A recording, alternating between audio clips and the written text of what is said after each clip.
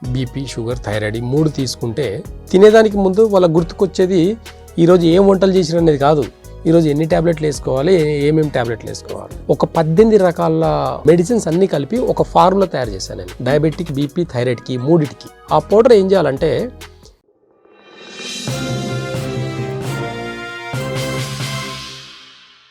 నమస్తే, ఆంధ్రప్రభకి స్వాగతం. ప్రస్తుతం మనతో పాటు డాక్టర్ దిలీప్ గారు ఖ్యాతన ఆరోగ్య కేంద్రం నుంచి ఎక్స్పర్ట్ ఇన్ ఆయుర్వేద, ఆకుపంచర్, అలాగే నాడీ వైద్యం. నమస్తే సార్. నమస్తే సార్, అసలు జనరల్గా అడుగుతాను, మనం పెద్ద సీరియస్ ప్రాబ్లమ్స్లోకి వెళ్ళక్కర్లేదు, తెలియని టర్మ్స్ మాట్లాడక్కర్లేదు. ఒక థైరాయిడ్ ఉన్నవాళ్ళు కానీ, లేకపోతే డయాబెటీస్ ఉన్నవాళ్ళు కానీ, థైరాయిడ్ వాళ్ళైతే మరీ ఘోరంగా నిద్ర లేచినప్పటి నుంచే లేయడమే ట్యాబ్లెట్తోనే స్టార్ట్ చేస్తారు వాళ్ళ డే. అండ్ ఇంకా డయాబెటీస్ వాళ్ళైతే చెప్పక్కర్లేదు, అన్నం తింటున్నారా లేకపోతే ట్యాబ్లెట్సే తింటున్నారా అనేది వాళ్ళకే అర్థం కాదు. ఒక్కొక్కసారి ఏంట్రా ఇది అని అనిపించేలాగా ఉంటుంది. అయితే మామూలుగా అలోపతి ప్రకారం వెళ్తే బోల్డ్ అన్ని ట్యాబ్లెట్లు, ప్రతి ఒక గోరుకు కూడా ఒక ట్యాబ్లెట్ ఇవ్వమంటే ఇస్తారు, సజెస్ట్ చేస్తారు. సో అలా ఉంటుంది. మన ఆయుర్వేద ప్రకారం ఈ ట్యాబ్లెట్స్ని తప్పించి నిజంగా ఫుడ్ డైట్ వల్ల ఏమైనా చేంజెస్ చేయొచ్చా అంటే ఏమైనా ఉన్నాయి అని చెప్తారా మీరు? షుగర్ పేషెంట్స్కి ఎగ్జాంపుల్, బీపీ, షుగర్, థైరాయిడ్ ఈ 3 తీసుకుంటే వీళ్ళు తినేదానికి ముందు ఒక ట్యాబ్లెట్ వేసుకొని తినాలి. వాళ్ళ సిస్టమ్ అంటే వాళ్ళ సిస్టమ్ డే ఫస్ట్ తినేదానికి ముందు వాళ్ళ గుర్తుకొచ్చేది ఈరోజు ఏం వంటలు చేసిరు అనేది కాదు, ఈరోజు ఎన్ని ట్యాబ్లెట్లు వేసుకోవాలి, ఏమేమి ట్యాబ్లెట్లు వేసుకోవాలి. అవును, వేసుకున్న తర్వాత వాళ్ళు తర్వాత తినడానికి వెళ్తారు. కొంతమంది తిన్నెంబడే ఏం ట్యాబ్లెట్ వేసుకోవాలి, మళ్ళీ షుగర్కి అయితేనూ సరే, బీపీకి అయితేనూ సరే, థైరాయిడ్కి అయితేనూ సరే. అది మర్చిపోయాము అని అంటే అమ్మో తినే ముందు ట్యాబ్లెట్ వేసుకోలే. టైంకి ఎలా ఉంది అంటే డైట్ సిస్టమ్ ఎలా అయిపోయిందంటే, ఈ క్రానిక్ డిసీజ్ ఉండే వాళ్ళకు ట్యాబ్లెట్ వేసుకునే దానికి 2 బిస్కెట్లు ఇంత టీ తాగేసైనా సరే ట్యాబ్లెట్ వేసుకోవాలి. అలాంటి సిస్టమ్కి వచ్చేసారు. కానీ నేచర్ అలా చెప్పట్లేదు.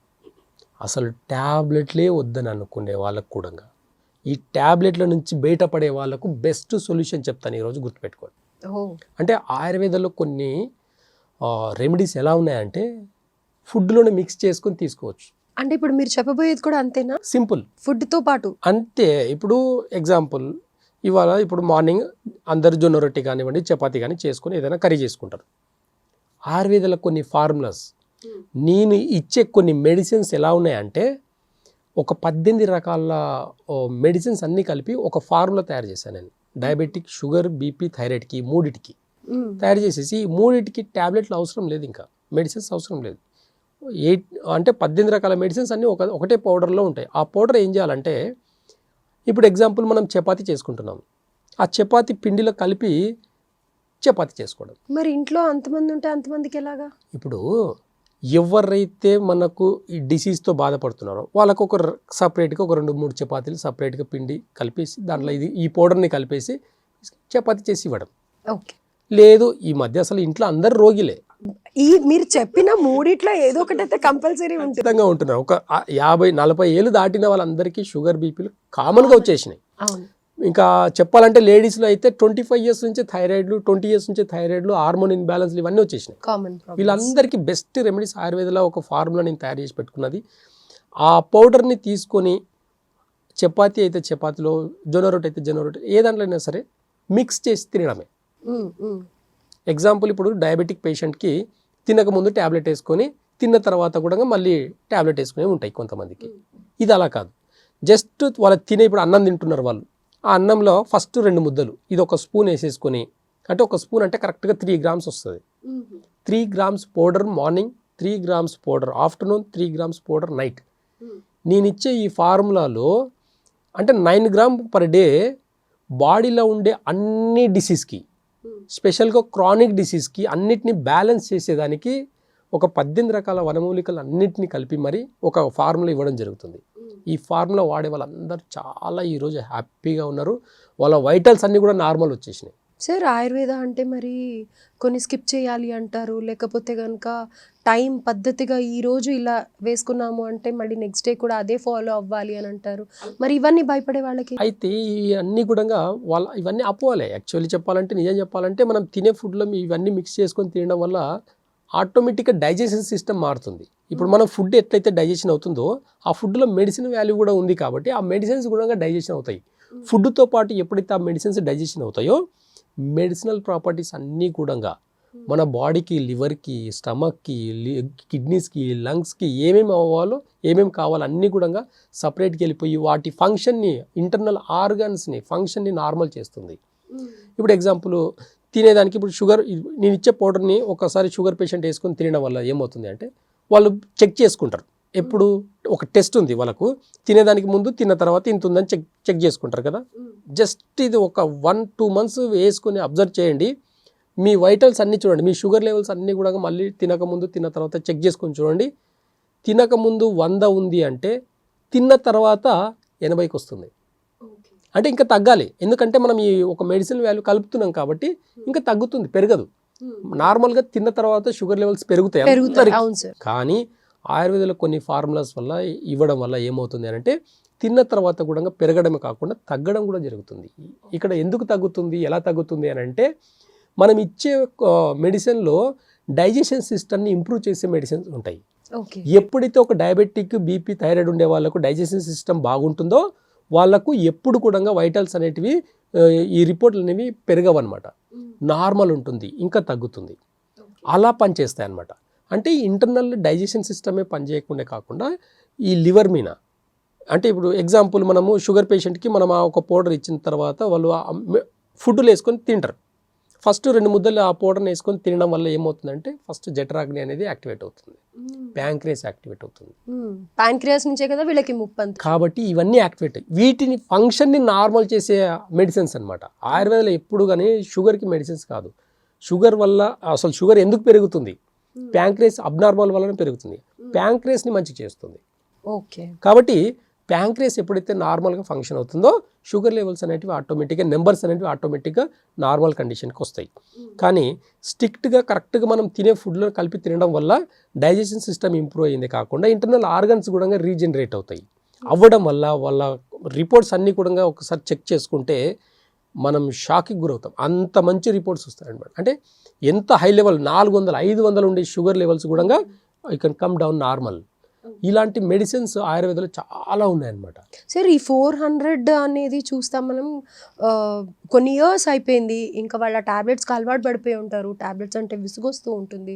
సో వాళ్ళకైతే ఇది బాగా పనిచేస్తుంది అంటారు, హై లెవెల్ షుగర్స్.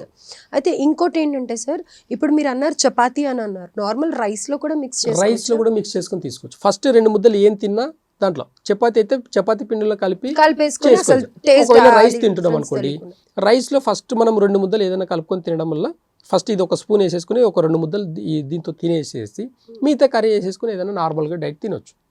కాబట్టి ఇక్కడ ఏమవుతుందంటే నేను ట్యాబ్లెట్ వేసుకోవాలన్న ఫీలింగ్ కూడా ఇంకా పోతుంది. ఇక్కడ ఇది చాలా మేజర్ ఎఫెక్ట్ పడుతుంది చాలామందికి. ఇది చాలామంది మంచి రిజల్ట్స్ ఉన్నాయి.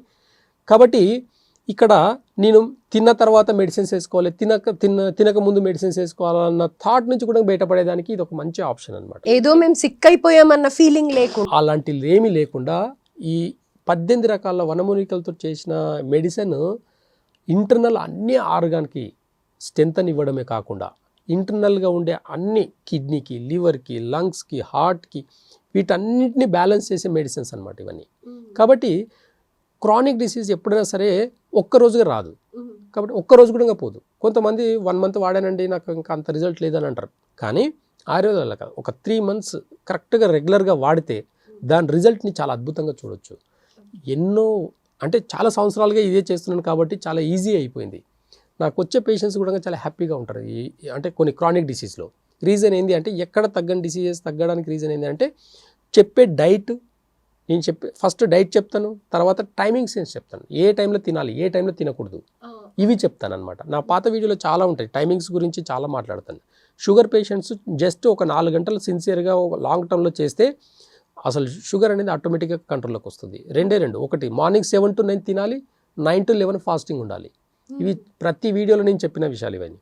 ఈ 4 hours కన్నా మనం స్ట్రిక్ట్గా చేస్తే షుగర్ లెవెల్స్ అన్నీ ఆటోమేటిక్గా బీపీ కానీ షుగర్, థైరాయిడ్ ఇవన్నీ కూడా కొన్ని రోజుల తర్వాత నార్మల్ పొజిషన్కి వస్తాయి. ఎన్ని జీవితకాలం మెడిసిన్స్ వాడాల్సిన అవసరం లేదు. ఎలాంటి క్రానిక్ డిసీజ్, క్యాన్సర్ వస్తే కూడా ఒక 1 year 6 months మెడిసిన్స్ వాడి తగ్గించుకుంటున్నారు. అలాంటిది ఈ షుగర్, బీపీ, థైరాయిడ్కి ఎప్పుడు కూడా లాంగ్ టర్మ్ మెడిసిన్స్ వాడాల్సిన అవసరం ఉండదు. కాబట్టి ఆయుర్వేదంలో చాలా ఇలాంటి మెడిసిన్స్ ఇవ్వడం వల్ల వాళ్ళకు నేను మెడిసిన్స్ వాడుతున్నాను అన్న ఫీలింగ్ నుంచి కూడా బయటపడవచ్చు అనమాట. అదే సార్, అలోపతిలో ఏమవుతుందంటే ఒకసారి టాబ్లెట్ తీసుకుంటాం, ఆ టైంకి తగ్గిపోతుంది, కానీ మళ్ళీ ఆ ఎపిసోడ్స్ అనేవి 1 ఇయర్కో 2 ఇయర్స్కో మళ్ళీ అవుతూనే ఉంటాయి.